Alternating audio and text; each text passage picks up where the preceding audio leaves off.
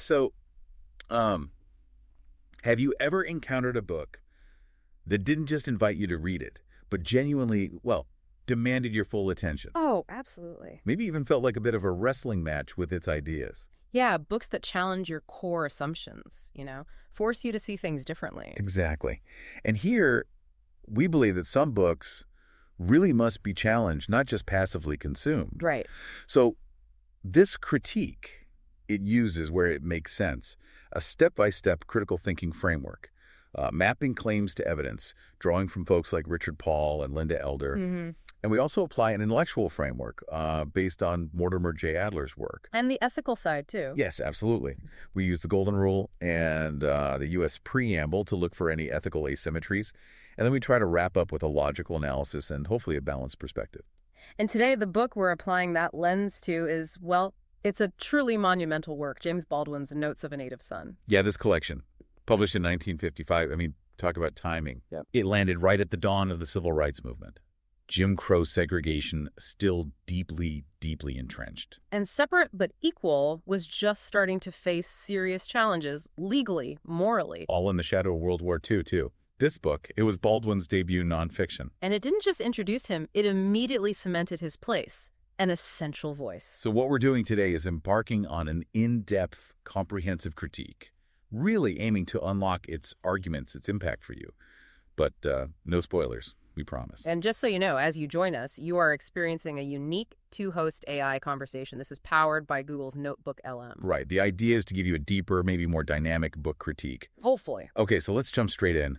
What is James Baldwin really trying to get us to understand in Notes of a Native Son? What's the core idea?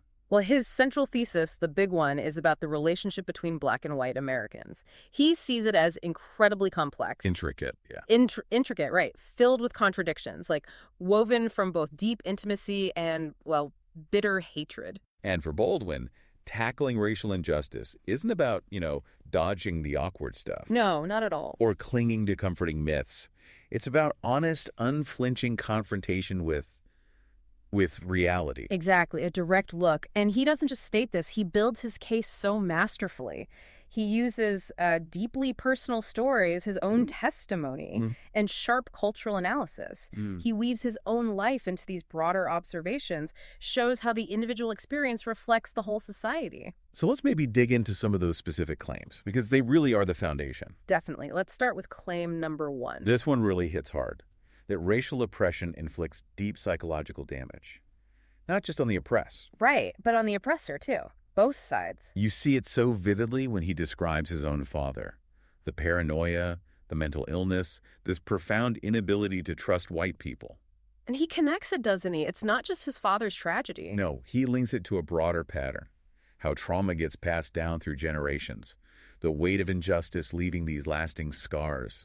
And he looks inward, too. He doesn't shy away from examining the toll on himself. That blind fever he describes. Exactly. That seething rage he felt in those New Jersey restaurants that refused to serve him just because he was Black. It's such a stark, personal example of that direct psychological hit from systemic racism, manifesting physically, emotionally. Yeah, it really is. Okay, so claim number 2. This pushes us into even more complex territory. The idea that love and hatred can coexist. Even become intertwined in American racial relationships. Yeah. It sounds contradictory, but he makes a compelling case. Look at how he portrays his relationship with his stepfather. Right. He talks about resenting him, but also loving him at the same time. It shows that even in the most difficult, strained situations, human connections are rarely simple. They can hold these multitudes. He puts it so powerfully somewhere, doesn't he? Yeah. About Americans being uniquely involved in each other's lives, Black and white. Yes. He says, one of the things that distinguishes Americans from other people is that no other people has ever been so deeply involved in the lives of Black men and vice versa. Wow.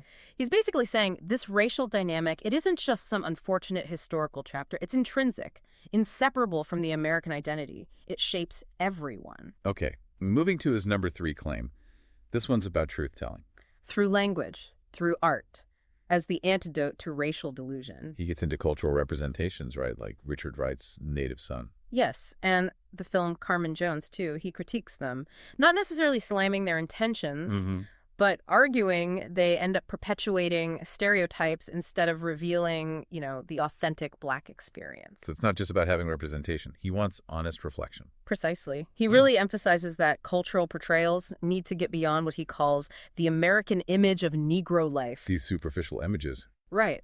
He believed if we hold a mirror up to those, we can start dismantling the fictions society builds about race, the comforting fictions that are ultimately destructive. And his number 4 claim, the power of personal experience. How it illuminates universal patterns. He's not just telling his story for the sake of it. Like using his travels in Europe. Exactly. He uses that to create contrast, to shine a new light back on American racial dynamics. Sometimes you need that distance, right? Yeah, to get clarity on what's right in front of you. Okay, let's maybe try to unpack these ideas a bit more. Explore the different layers using that. What was it? The Adlerian epistemic lens? Yes, the Adlerian epistemic lens. It's a useful framework, helps us categorize, evaluate the depth of the insights Baldwin offers. So not just what he's saying, but how deeply he gets it. Exactly. Moving from just observation up to real wisdom, it helps us sort of gauge the depth and the truthfulness in a work like this. Okay, so where do we start? Opinion. Right, Baldwin's opinion. This is where we see his, let's say, informed conjectures, his thoughtful speculation about his father's psychological state, for instance. Going beyond just the facts. Yeah, into insightful analysis. Yeah. Same with his interpretations of white motivations or the American dream. It's profound analysis, but he's also implicitly acknowledging you can't be absolutely certain about these things. They're like deeply considered hypotheses. Okay, then Baldwin's knowledge. This feels more concrete. Much more. This is where he's dealing with factual accuracy. His accounts of Jim Crow laws, specific discrimination incidents he witnessed. Like the Harlem riots in 43. Exactly. Historical events. These are concrete, verifiable details. And his firsthand personal experiences, backed by these specifics, that's reliable testimony, solid ground. He's a credible witness. Undeniably.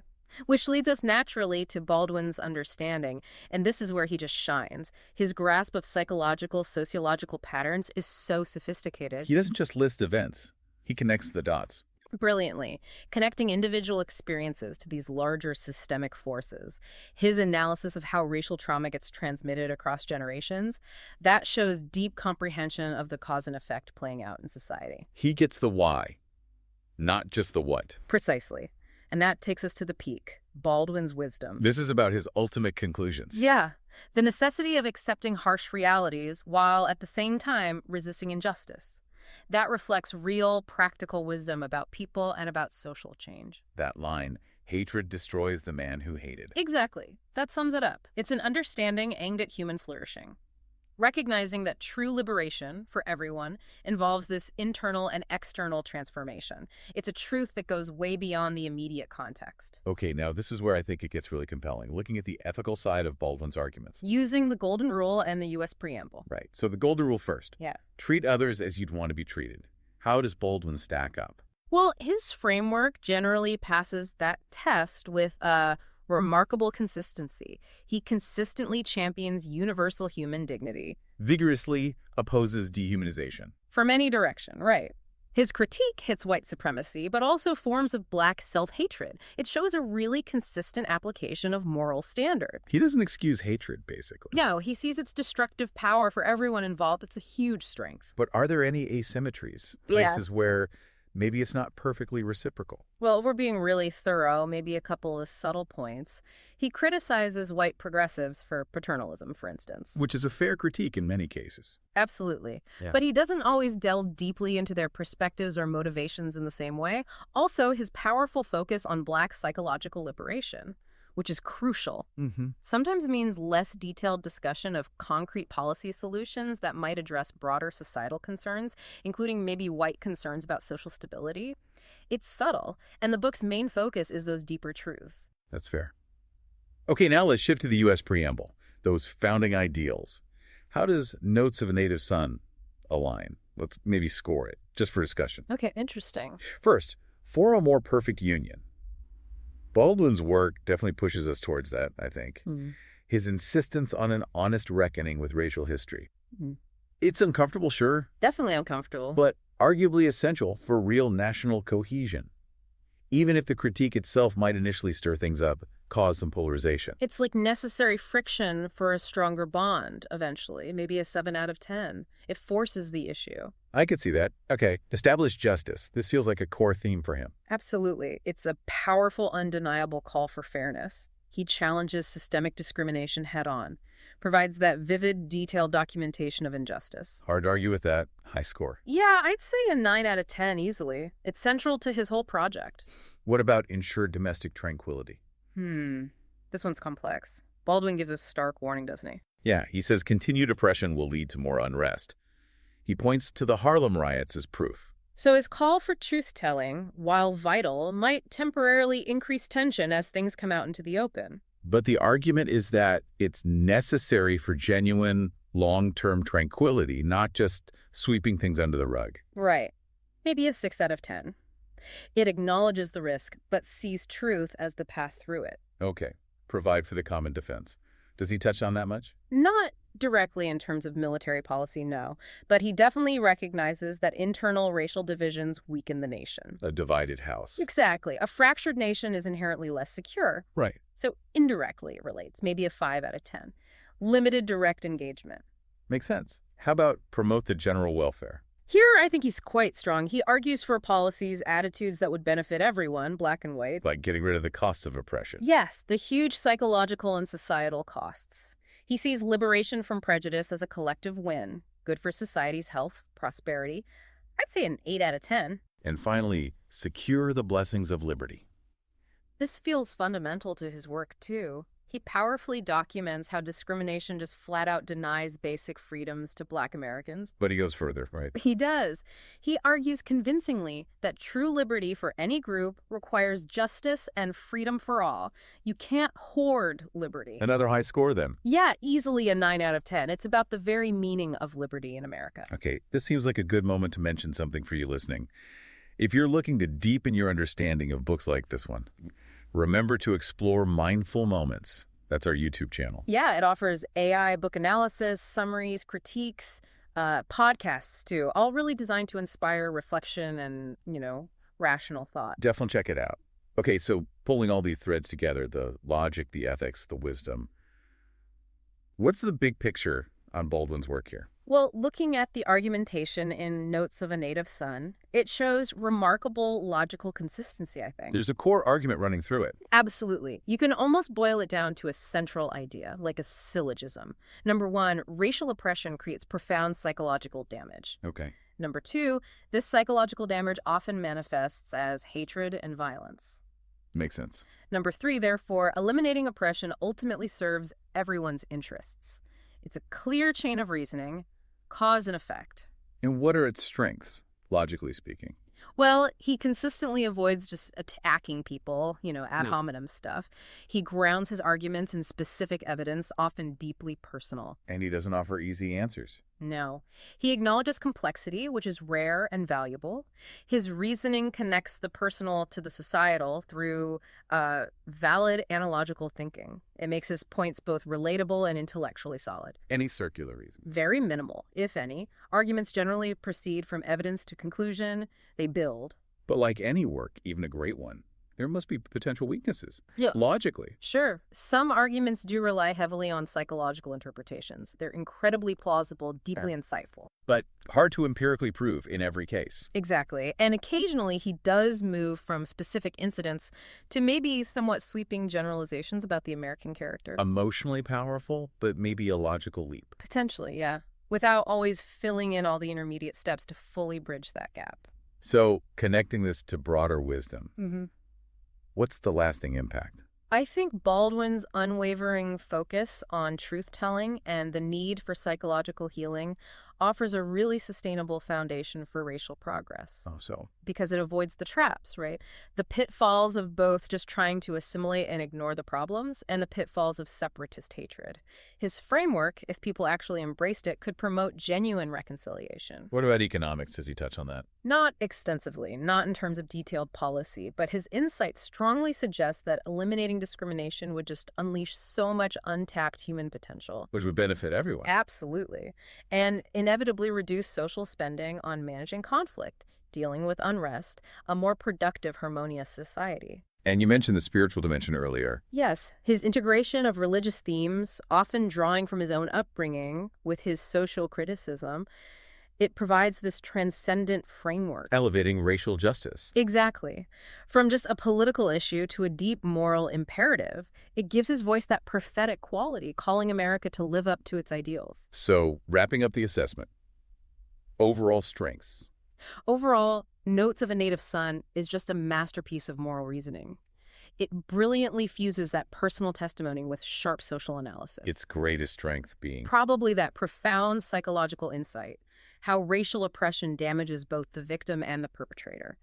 That provides such a compelling and sadly enduring framework for understanding American racial tensions. Still relevant today. And it's not just the ideas themselves, is it? It's the writing. Oh, absolutely. Baldwin's literary craftsmanship is stunning. He transforms potentially divisive politics into deeply moving human testimony. It invites empathy, not defensiveness. Precisely. And his refusal to give easy answers, his insistence on complex truth. That demonstrates an intellectual honesty that's just vital, especially now. That prophetic quality you mentioned. It's undeniable, the way it anticipates key themes of the civil rights movement, the way it still resonates so deeply decades later. It really suggests he achieved genuine wisdom, more than just commentary on his time. Okay, but for a balanced critique, we should also touch on potential weaknesses or points for consideration. Right, the powerful focus on psychological transformation, while crucial, Sometimes maybe understates the need for concrete institutional change. Policy reform. perhaps, it's more focused on the internal landscape. Also, his critique of protest literature while having its own context and validity. Could it inadvertently discourage direct political action, pushing more towards introspection It's a possible interpretation, yeah, a potential side effect. and the generalizations? Yeah, while emotionally resonant, some passages do rely on broad generalizations about, say, American or white character that might lack enough empirical backing to apply universally. And maybe his European perspective, while giving clarity? Occasionally might feel a little detached from the immediate practical realities of Black Americans who couldn't just, escape to Paris. It's a nuanced point, but worth considering. So this leaves us, and you listening, with some really provocative questions to chew on, doesn't it? Definitely. Like, how can Baldwin's deep insights actually be translated into specific policies today? What kind of institutional mechanisms could even begin to address the psychological damage he identifies? And is truth-telling enough? Can it alone generate the social change he envisions, or do you absolutely need other forms of political pressure too? And that constant tension. How do we balance Baldwin's call for that raw, honest confrontation with the practical need to build coalitions, to work together across racial lines? These aren't easy questions. They're as relevant now as they were in 1955. Absolutely. James Baldwin's Notes of a Native Son really does endure. Essential reading for its moral clarity, its emotional honesty. And just a reminder, this critique was developed using a systematic, precise framework designed for in-depth literary analysis, drawing on established critical methodologies. For an in-depth book analysis, you can click the link on screen. Please subscribe, share, maybe purchase via the link, and above all, think rationally. Thanks for joining us. See the many genre-based book podcasts at Mindful Moments. Subscribe and nourish your mind on the go.